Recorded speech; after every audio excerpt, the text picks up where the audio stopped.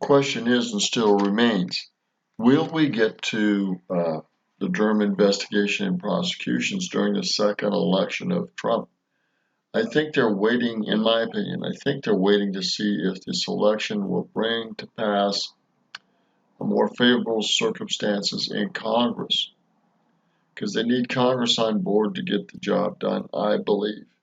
Now, that's my opinion, but I don't think we're going to see any prosecutions until the second term. And if Congress doesn't get more in line with Trump after this November elections, that's why it's so important to get out and vote this November elections and not to have voter fraud. Trump will be reelected, but can we get enough congressmen to support, and a Congress majority leader to support Trump this second election? Let's go on to this report here.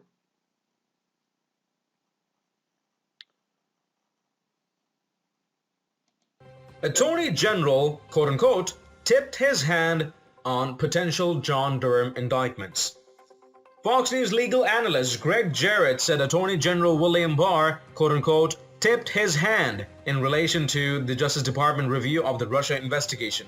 After Fox News host Sean Hannity asked how there have not been any indictments yet, Jarrett said Barr's interview last week provided insight into what charges U.S. Attorney John Durham could bring against current or former federal law enforcement and intelligence officials in his criminal investigation. Take a watch. We have massive developments in the quest for equal justice under the law. On Friday, the DOJ declassified key footnotes from the IG's FISA report. It reveals even more deep state abuse of power and Russian disinformation in Steele's work. For example, footnote 350, we learned that the Crossfire Hurricane team was informed that some of the Steele's reporting was found to be, quote, part of a Russian disinformation campaign to denigrate U.S. foreign relations. Here with reaction, Fox News investigative reporter Sarah Carter, along with Fox News legal analyst, author of the bestseller about this, Greg Jarrett. Sarah, you go right to the heart of this. What did Ron Johnson and Senator Grassley say? Yeah, we did have Russian disinformation and election interference. It was on behalf of Hillary Clinton because the Russians fed it to Christopher Steele and nobody checked it. Right, and what was absolutely so stunning, Sean, is that what Grassley and Senator Johnson did, both these senators, was give that up to the American public, say this is information that the American public must have. And what Notice again, this is coming out of the Senate. It's not coming out of Congress. it revealed was that senior level officials in the FBI and in the intelligence community, that's former FBI Director Comey, John Brennan with the CIA, James Clapper, they knew this. They knew this when they briefed President Trump in January 2017 on... They knew this was a setup and they knew this was a lie, and they were lying. On that dossier, remember that briefing that they gave him, that private briefing, they already knew that a number of the information that was in Christopher Steele's dossier was disinformation. And they did so that they can get a news hook, so that they could then leak it to CNN and others. It was incredible. Greg, from the legal side, Sean Hannity premeditated fraud, and I lied on my tax return, which I'd never do. That would be dumb. I think I'd go to jail. They knew it was lies. They continued with the lies. They put their signature on the lies. That would be Comey and 3 times, and let's see, Yates, and even Rod Rosenstein, and let's see, you know, who else? McCabe.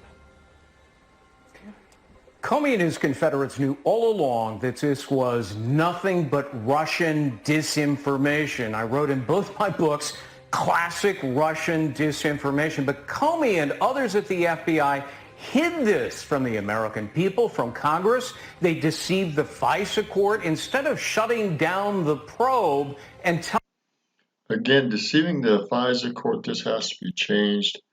Somehow legally it has to be changed, because this should never happen again. Trump is right on that. But will it happen again? It could.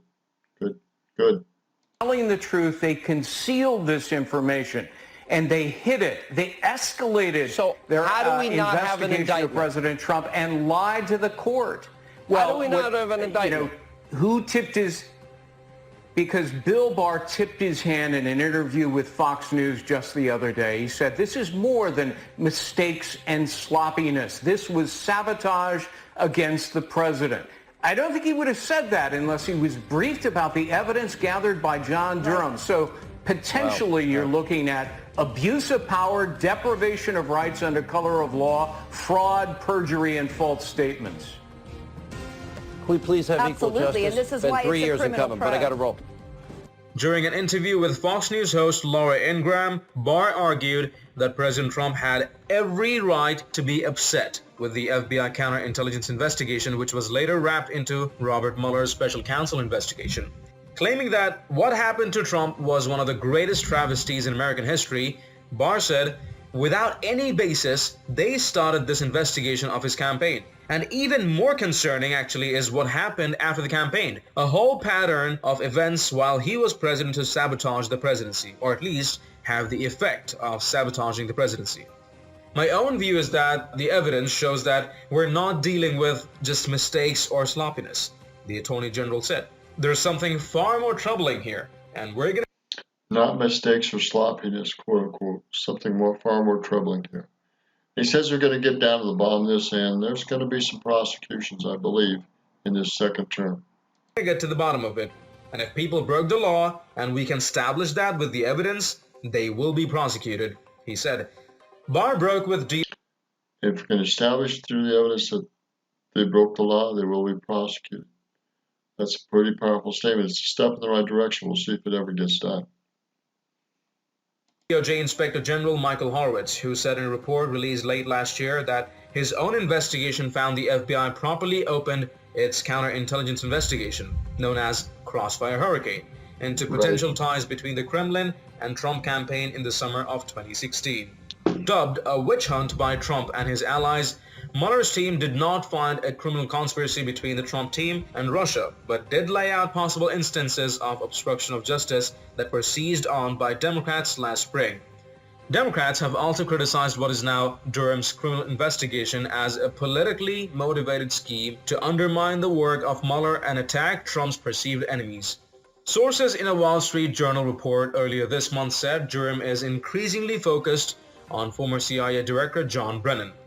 Which is good, because John Brennan is one of the great treasonous characters in our country. A communist for sure, a socialist for sure.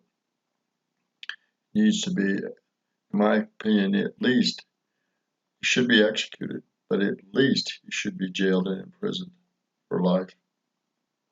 And drove to Washington to make sure the investigation stayed on track during the coronavirus outbreak. So your thoughts on... All right, this is it. Hopefully some real justice can be done. If it's not, we'll just be same as usual. The deep state, these non-elected officials are going to control things more than we want, and it's going to be business as usual, politically speaking. I hope it doesn't go there, but the odds are that it probably will. Again, this is Roger Martin from Billings, Montana. Good day.